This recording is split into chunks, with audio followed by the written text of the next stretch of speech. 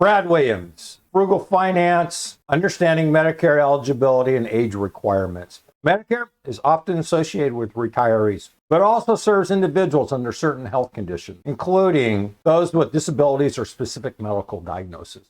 While the most common age for Medicare eligibility is 65, there are other circumstances where you might qualify earlier.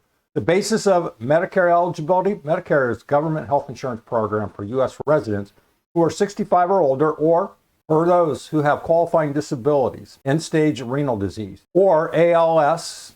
It is primarily funded through payroll taxes that are withheld from most worker paychecks.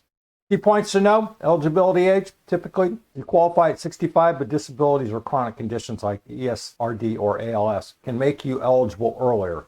Working beyond 65: if you continue working after 65 and have employer-sponsored health insurance, you may be able to delay enrolling in Medicare without penalties, though specific conditions apply.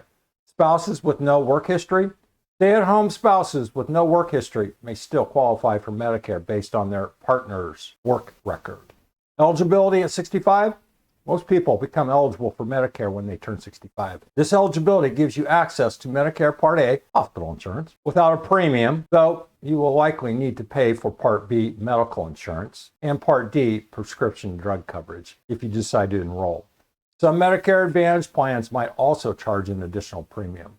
You can sign up for Medicare during your 7-month initial enrollment period, which spans 3 months before and 3 months after your 65th birthday. Missing this window may result in late enrollment penalties.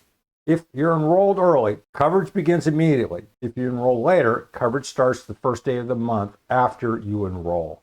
Working in Medicare enrollment: if you're employed and have health insurance through your job, you can delay enrolling in Medicare without penalties, but it's essential to confirm with your employer's HR department or Medicare representative whether this applies to you. Also, depending on the size of your employer's health plan may be primary insurance, with Medicare acting as a secondary coverage.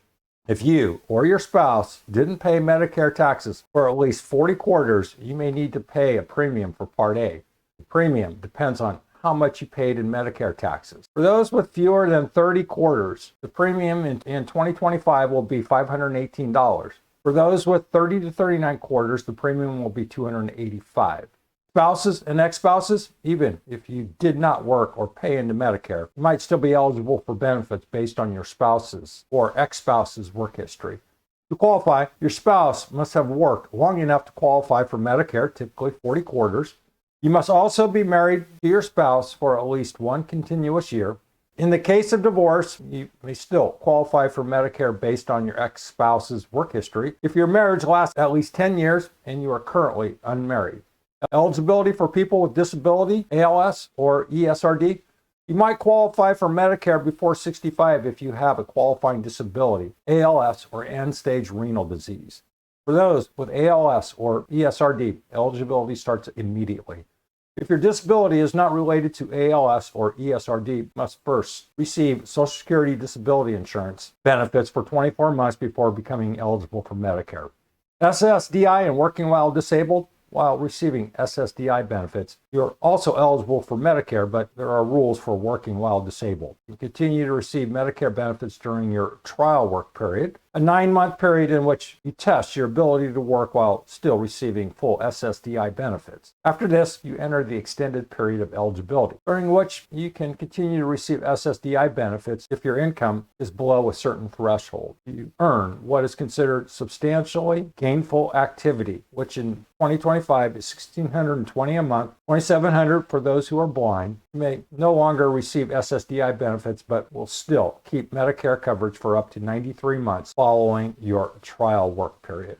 Frequently asked questions: can I get Medicare before I turn 65? Yes. You have a qualifying disability, ALS or ESRD. Individuals who receive SSDI benefits for 24 months qualify for Medicare, while ALS and ESRD patients are eligible immediately. Can I get Medicare if I've never worked? Yes. If your spouse qualifies for Medicare based on their work history, you can receive benefits provided you've been married for at least 1 year. Divorced individuals may also qualify based on their ex-spouse's record if the marriage lasted at least 10 years. What's the difference between Medicaid and Medicare? Medicare provides health insurance for those over 65 or with qualifying conditions. Medicaid for individuals with low income and is jointly funded by federal and state governments. Can I get Medicare if I'm still working? Yes, but it's important to review your situation. If you have qualifying employer coverage, you may be able to delay enrolling in Medicare without penalties. To determine your eligibility and monthly premium, you can use Medicare Eligibility and Premium Calculator. For any uncertainties, you should contact Social Security or speak with a Medicare representative. If you're ready to explore your Medicare options, insurance brokers can connect you to plans that meet your needs. Understanding the ins and outs of Medicare can be complex, but with the right information and support, you can ensure you get the benefits you're entitled to. Comment if you have any questions related to understanding Medicare eligibility. Take a look at my long list of videos related to Medicare and Medicaid. Brad Williams, Frugal Finance. Thanks for watching. Hope that helps you soon.